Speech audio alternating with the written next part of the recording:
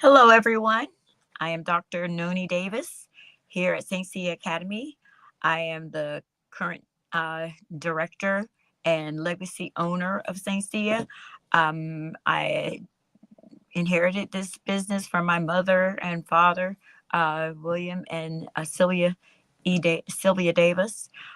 We have been operating since 1996, and so I'm here to share some of the things that I teach my students or things that I plan to incorporate in the academia for the year. So, some of these things I've taught to my students. These are students ages 3 through high school, um, but mostly my older students. Just because I think it's very important for us to um, navigate a space of our own uh, history, our own science, our own governing structures, and how do we um, look at these things, examine these ideas and these concepts of our own spirituality, all of that. And how does that still relate to what we do now, how we practice these things now, and to also broaden the conversation about what Africans contributed to the world. And what I have consistently found is that some of the paradigms that we still operate in right now, like community centered, um, we versus I, um, trying to have restoration. And so instead of kicking people out of your community, you always find a way to bring them back in. Ubuntu,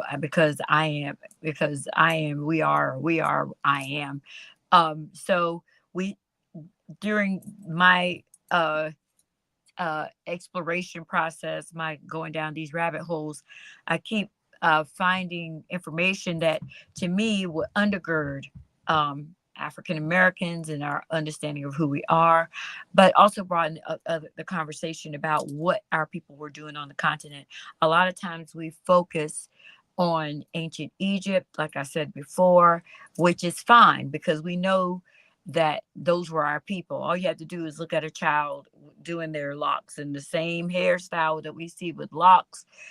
We know that a lot of the Egyptians had hair like mine, and afros, and are all of these textures. But there's still this fight. But what you can't fight, okay, you want to fight about that? That's okay. We know we were there, but we don't have to fight over these ancient empires or ancient civilizations that were in uh, the sub-Saharan Africa, which I don't understand what that means because sub-Saharan is just people who are below under the desert. But before the desert, before Sahara was the desert, it was a vibrant ecosystem that was similar to the savannah and maybe in some areas like the rainforest. Well, with that said, I want us to today I want to discuss I'm gonna give you all a little science lesson. Some people may already know, maybe not. But when people are conducting these archaeological digs and just making these discoveries, a lot of times we know that African people were on this planet. Uh, and I have a paper here with a map.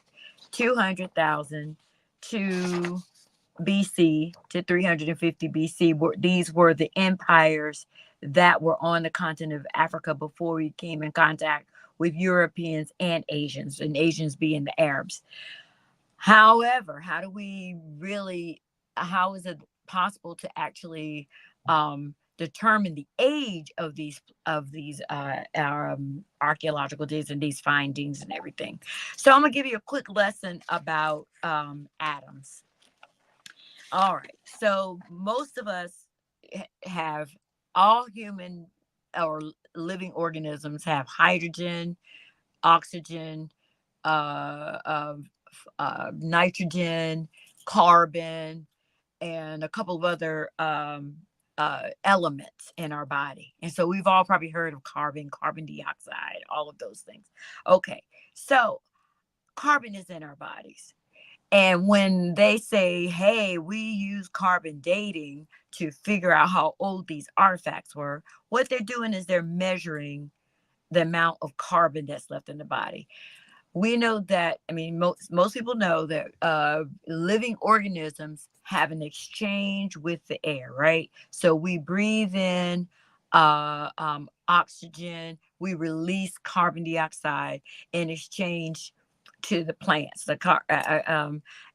Plants take in the carbon dioxide, they convert it through photosynthesis to sugar, and then they release the oxygen, because oxygen for the plant is like waste. So when we are breathing in oxygen, we're actually breathing in the waste from a plant. We breathe in the oxygen, and then through our bloodstream carries the oxygen through our bodies, and then we expel through our lungs. Once the blood goes back into our heart cavity, goes back through our lungs, and we expel the carbon dioxide. And so all living organisms have carbon dioxide. Carbon dating is when they're measuring when the exchange of these gases is no longer occurring. And so that's how they're dating these artifacts. Um, Especially human remains, or animal remains, or something, or plant remains. They can measure that. So the carbon that they measure is carbon 14. Quick science lesson. An atom has protons and neutrons inside the nucleus, and then the outer shell, it has electrons. A carbon atom has 6 protons, 6 neutrons, and 6 electrons. But there's also this thing called isotopes. Isotopes are when you have more neutrons in the atom than you have protons. Carbon 14 has 8 electrons, eight neutrons, 6 protons inside the nucleus, and it has 6 electrons in the outer shell. All right. This also is the reason why carbon can bond a lot, because I don't know how many of you know this, but an atom has 2 electrons on its inner shell, and then it has an outer shell, and on that outer shell it has 4 electrons. But all atoms are seeking to balance themselves out with 8 electrons. And so carbon is able to mix with quite a few other elements in the periodic table, because it's always trying to balance its outer shell with 4 to get 4 electrons. Now, carbon dating measures how carbon decays based on a ratio of radioactivity on the carbon 14.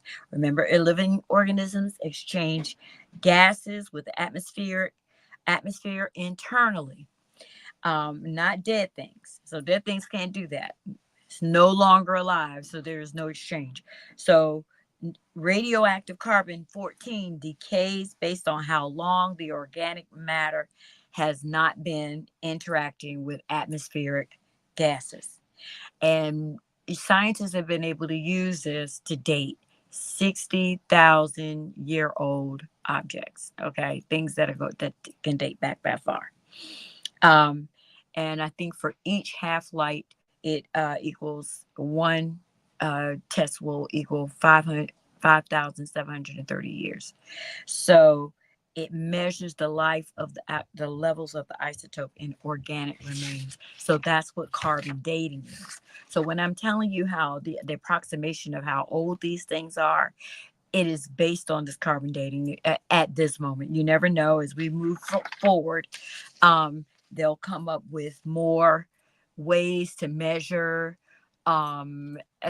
the measure these artifacts, but also it will help us to find civilizations that may be in that.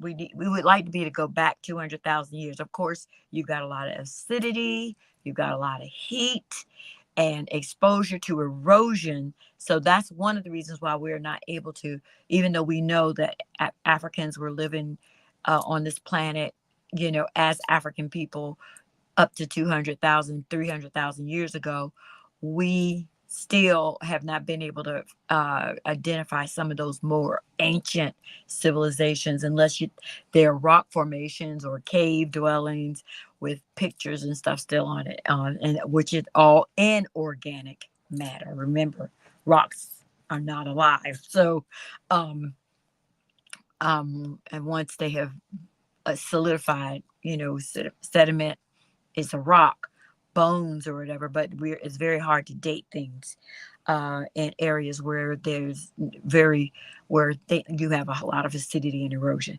So back to Jen. So we talked about Dartichet before, and we know that civilization was 4,000 uh, BCE. We also found, I think that last week I showed you pictures of that they dated back to 7,000 BCE. So we talked about those last week, and these were found in caves in North Africa. And we also found, so about 10,000 to 8,000 years ago, there were people who lived around the Niger area. Um, and I found this out today that they were called Kifian, Kiffian people, and who were supposedly very tall people. And then you have the Tenerian people who lived 7,000 to 4,500 years ago. Well, there was a discovery of an ancient grave site with 200 bodies there. And at that grave site, they found men and women and children. But they said that this grave site expanded from 10,000 to 4,500 BCE. And there were both people, the Kithians and the Tenerians, that were in that area. And so the reason why that's important is because we know that these people were African and that they had established a culture. For the Kithian people, they said that they were hunter gatherers. Okay, that aligns with what we learned about Dartichet. And then the other group were hunter gatherers, but they also had a mixed economy where they were doing domestication and of animals. And we found that out also about Dartichet. They were that they there was not they could not determine. Usually, you have all hunter gatherer, or you have just domestication. But to find that blend, it appears that the Tenerians were the first group to begin to have both hunter gathering, fishing, but also domestication of animals. And then I believe it was the Dartichet people who also took it to an agricultural. They had the domestication and agriculture. So that was what I talked about last week. So where are we today? So today we're going to talk about Jen Geno. Jen Geno is DJENNE,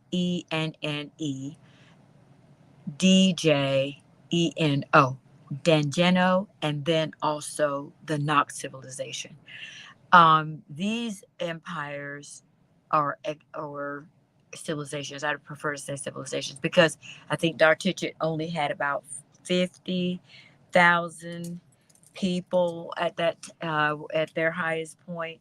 They were 250 BC to 50 AD. 900 BC to 250 BC were the Mande people, the Sininke people. This will still be part of the Dartichet Empire. Um, these people had Gengeno had mud brick architecture. I think that we underestimate the value of mud bricks. I think I've talked about that at one point, where we realized that technology um, defied heat. The use of mud. Um, allow the temperature in the house to maintain a consistent like 75, 78 degrees. And at night, because the sun, it took so long for the sunlight to penetrate the mud brick, by the evening it would be very cool or warm inside the hut for cool nights, cool evenings. But during the day, it would be cool inside because of, because overnight you didn't have that sun generating. So it was a very ecological invention that our ancestors had with this mud architecture. And so it's cool to know that this is something that they had established at this point in Gengeno. They had our dark Ticket. Um, so they had also had terracotta statues. They were the oldest urbanized center found in West Sub-Saharan Africa, and like I said, they had between 300 and 900 AD. They had 50,000 people living in that area.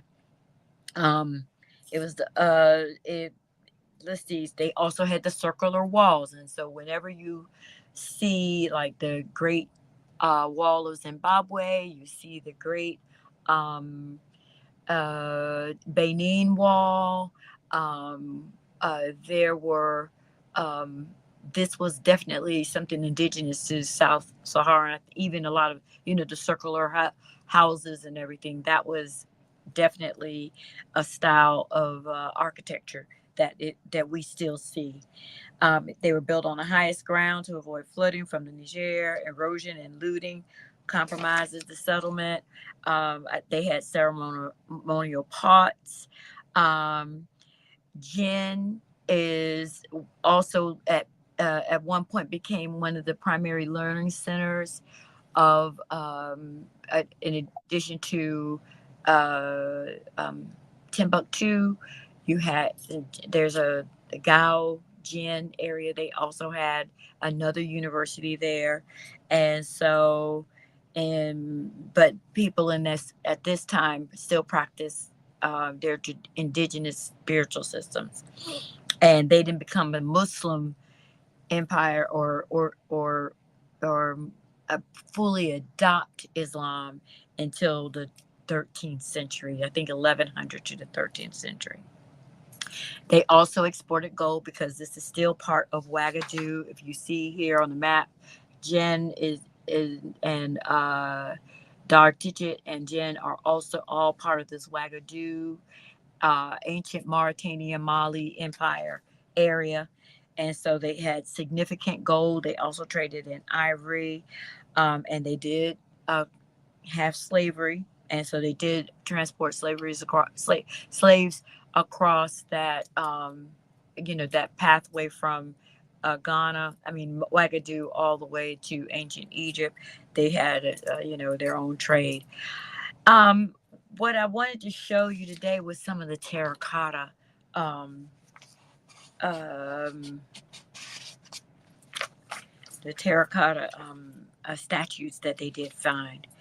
Um, so what happened to Gengeno? Why did it decline? They said the Amorivids from the invaded from in 1076, which is the group of people who would have brought Islam into that area. And so then you also see um, that was when you had this recruitment of Africans who also went eventually joined the Moors and colonized in Spain. So you have a lot of African culture going on. I mean, events happening. But the science that I wanted to talk about today, in addition to the carbon dating, is the process of making these awesome statues that were able to survive, these this terrain. And some of these are like really old, but these are Gen terracottas. So we said what did I say this framework was for 300, 900 AD. So for about 600 years, they had their they had their empire. So that's about, yeah, 600-year old. And so this is a terracotta figure. I think this one is probably dated. This probably looks like Sunjata. So this probably dates around the 1200s. But then I also have this one. This is a gin. And you can see the detail work in these. Oh, let me get it right there. You can see the detail work. Like, wow, what in the world? The facial. Um, I don't know why my screen is going over like that. Oh, I think still. Anyway, so you can see the detail work in the body. So this was a gin terracotta, and then I have this one.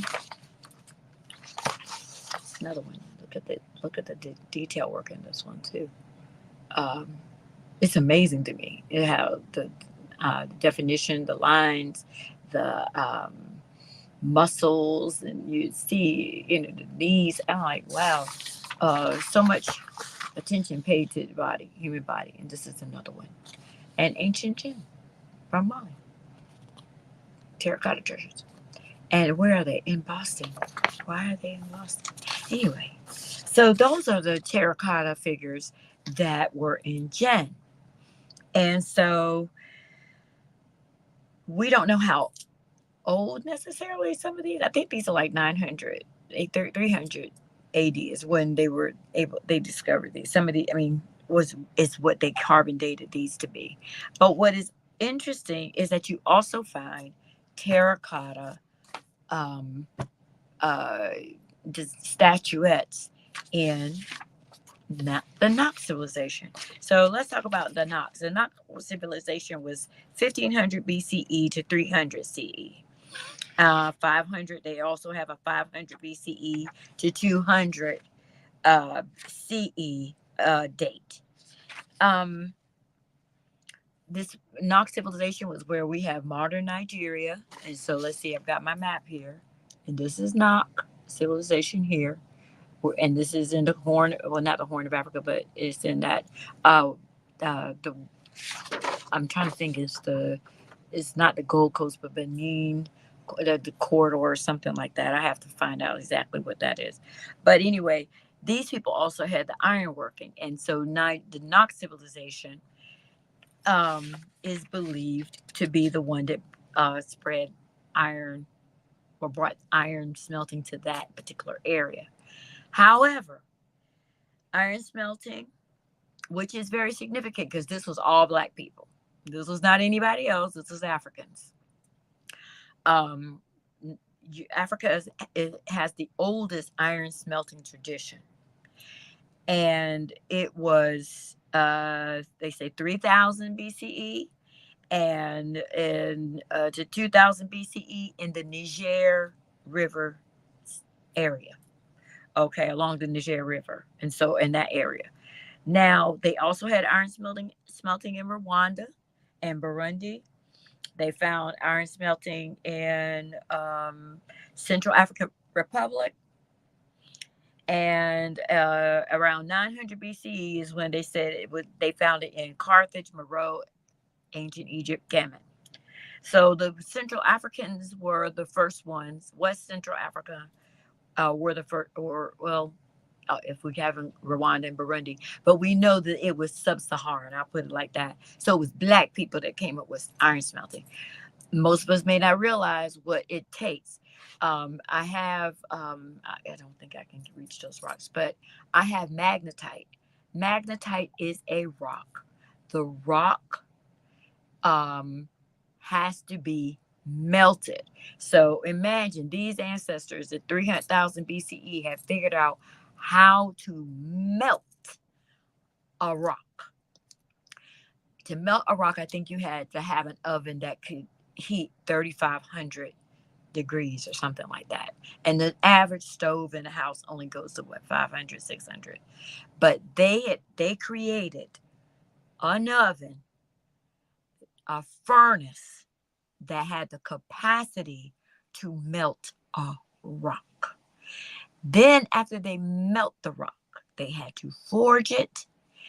There's a whole science behind this that I introduce to my students. The ones who are like in the 8th grade level, I show them introduced them to an indigenous practice of smelting iron, so they could see the science of it. They have to gather a certain amount of clay. They could only use clay that was that had be oxidated by termites. So they used termite clay because it had already been the oxidation had happened as the termites had permeated the clay. And so they use that. They use something called thrush, which I guess is like um, um, hay, dried grass, and they created that oven, and they put a little hole at the top so that the oxygen could flow out and keep the heat flowing inside. They had to create these hollow like pipes so that the air could flow in. I mean, the design was awesome, and each African culture had their own uh, uh, design, but it achieved the same, outcome. Um, and so just imagine 3,000 BCE, 4,000 BCE. Okay, we're gonna start at 3,000. 3,000 BCE is how old Black people, African people, were smelting iron, and the first iron smelting in Europe did not happen until 900 BC. And in Asia, it happened 1100 BCE. So we were like 1,000, maybe almost 2,000 years ahead of everybody else. But we did that, but we also invented this, mastered this terracotta. And so Knox civilization, what I wanted to show you here are pictures of the Knox. And so when you compare the Knox civilization, it's not the exact same. I want to put both of them up there. Knox. This is Knox, and this is Jen. And these Jen, like I told you, is like Mauritania, so they're not in the same area. And then this one is another example of Knox civilization art or terracotta art. That thing is there. The figures are amazing, and so you can see the intelligence. This particular craft, I have not studied it as much as I've studied the ironsmithing of Africans, because I watched that video over and over again. But to create these figures from clay, it required a understanding of hardening process. I understand that they used layers, so they did not just take a heap of clay and start molding or shaping it. It was very precise. It was a very intense, well thought out process that our ancestors engaged in, and we have to just acknowledge that this is science. Most often we do not attribute the arts to a science, a scientific concept, but to find the right kind of clay means that you had to be able to distinguish between the different types of clay, and then you had to distinguish between which one would do what, for what particular purpose. And so the Nok people and the Geno people, those are our ancestors of African Americans. These are our people, and we need to see them in the same light that other people view their culture, their European culture, Asian culture, whatever. We have our own things that we can demonstrate, that demonstrate our intelligence, our understanding, our interaction with our environment, and that we must promote among our children, which is what the purpose of this whole unit is, and the purpose of this video is to make us proud to be Africans and to see what we accomplished as the first people on this planet. Ashe, Ashe-o.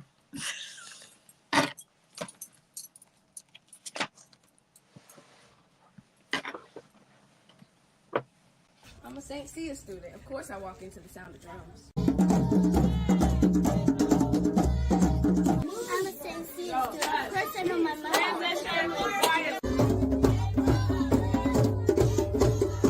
I'm a St.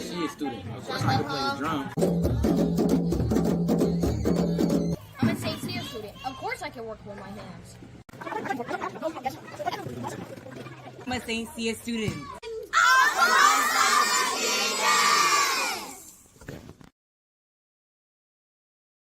You know how people love to enjoy food and don't understand how to flavor their food or how to replicate a meal? They're interested in supplements but don't know where to begin? Well, what I do is I take the guesswork out of enjoying flavor and wellness with my flavorful spice blends so that they can create delicious meals with healing benefits.